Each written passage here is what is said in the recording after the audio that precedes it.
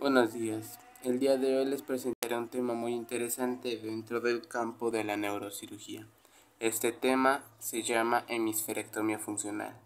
Mi nombre es Fernández Flores Omar Gael, del segundo año Grupo E, número de lista 10, de la Escuela Preparatoria Matutina Química Marina Sentíes Lavalle, del Centro Escolar Niños Héroes de Chapultepec. Sin más que agregar, comencemos. Primero que nada, y antes de empezar a adentrarnos en el tema, necesitamos saber qué es una hemisferectomía. La respuesta a esa pregunta es la siguiente. Una hemisferectomía es el procedimiento quirúrgico de máxima invasión en la cual el neurocirujano designado tiene la misión de desconectar los enlaces neuronales y extirpar de manera adecuada y eficiente uno de los hemisferios del cerebro del paciente al que se le realizará la cirugía. Ahora bien, necesitamos saber cuál es la finalidad de esta operación. La finalidad de esta operación es detener parcial y definitivamente las convulsiones y problemas que afectan al paciente de los síndromes hemisféricos. Cabe recordar que durante la operación el neurocirujano hará una desconexión neuronal del hemisferio afectado, de manera que se pueda preservar el árbol vascular del otro hemisferio, y de esta forma no ocurran complicaciones en el paciente. Al igual que es importante saber cómo funciona la cirugía, también necesitamos saber cuándo se debe recurrir a la cirugía. En esta cirugía se utiliza en pacientes que, como lo mencionamos anteriormente, tienen problemas con convulsiones y síndromes hemisféricos. Y del mismo modo, de estas son las razones de la cirugía. También se hacen en su totalidad en pacientes fármaco-resistentes. ¿Qué quiere decir que sean fármaco-resistentes? Esto quiere decir que las medicinas que son proporcionadas por su doctor no son eficientes o perdieron su eficacia al tratar las convulsiones del paciente. Del mismo modo, también se han llevado casos de los niños que nacen con los problemas o los desarrollan a temprana edad y son más fáciles de tratar, puesto que al ser niños aún no se forman completamente en los enlaces neuronales y tampoco se ha formado completamente el cerebro, a lo que para el cirujano es aún más fácil poder desconectar a la parte del cerebro afectada del niño y extraerla con mayor facilidad y con menor complicación para el paciente, de esta manera evitando complicaciones futuras para el niño. Es importante recordar que todos estos casos y operaciones tienen que ser tratadas por especialistas que saben exactamente qué se tiene que hacer, y en los casos de los niños las partes sanas que se puedan salvar de su cerebro. Y dicho esto, podemos pasar a la siguiente diapositiva, que nos dice cuáles son los sectores del cerebro que se pueden extraer durante la cirugía. De la mitad del cerebro se pueden extirpar o conservar algunas de las partes del cerebro, y algunas de las partes que son retraídas entran el lóbulo parietal, el lóbulo frontal, el lóbulo temporal y el lóbulo occipital, así como el cerebelo. Dicho esto, podemos mencionar que no siempre todas las áreas del cerebro son retiradas, puesto que no todas están dañadas. Algunas pueden ser conservadas para que no afecten las funciones del paciente. Ahora, antes de continuar, me gustaría decirles cuáles son algunas de las causas de las convulsiones en los pacientes.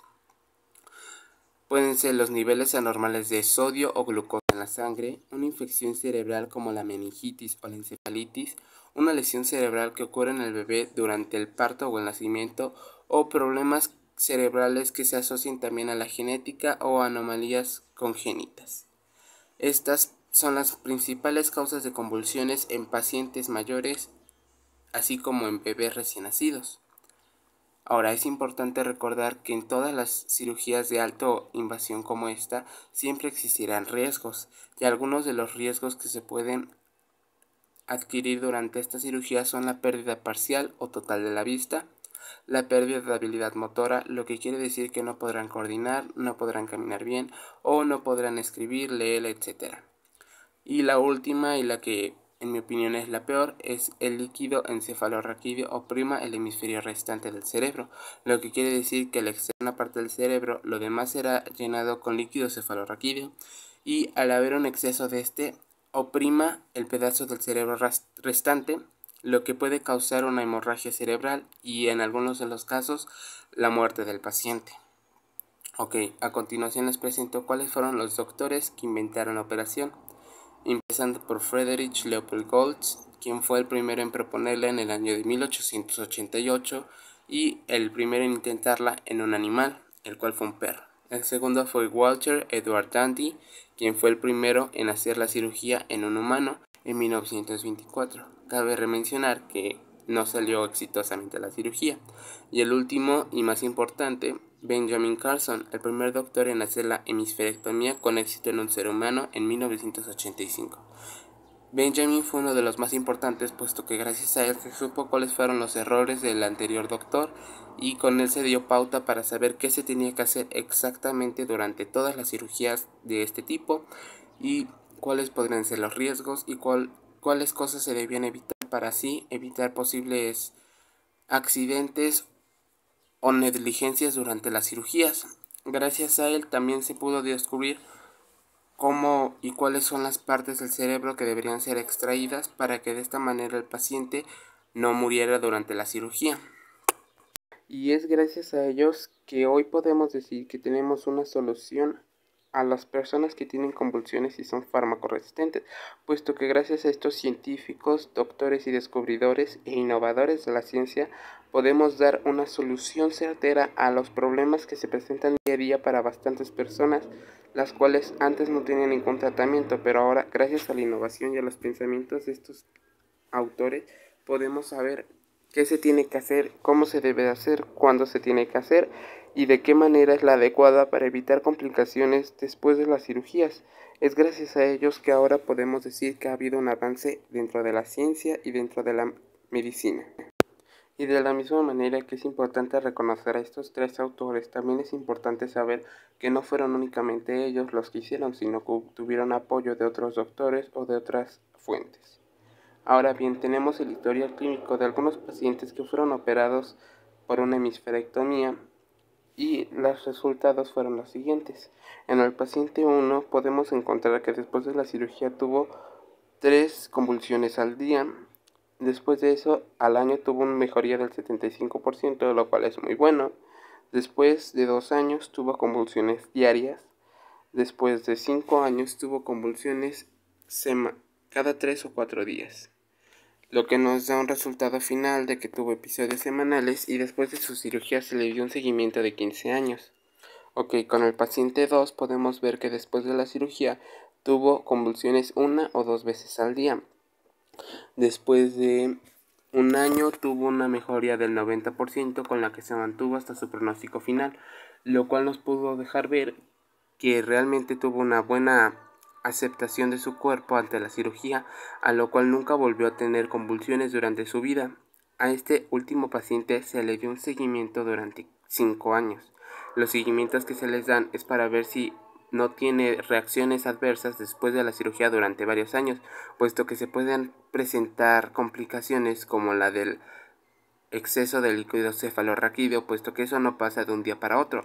Ese tarda tiempo en llenarse y en exceder, y es en estos años en cuando los neurocirujanos pueden darse cuenta que algo está mal y evitar que puedan haber derrames o funciones extra que no estaban previstas en la cirugía o en los postoperatorios, que serían fatales para el paciente.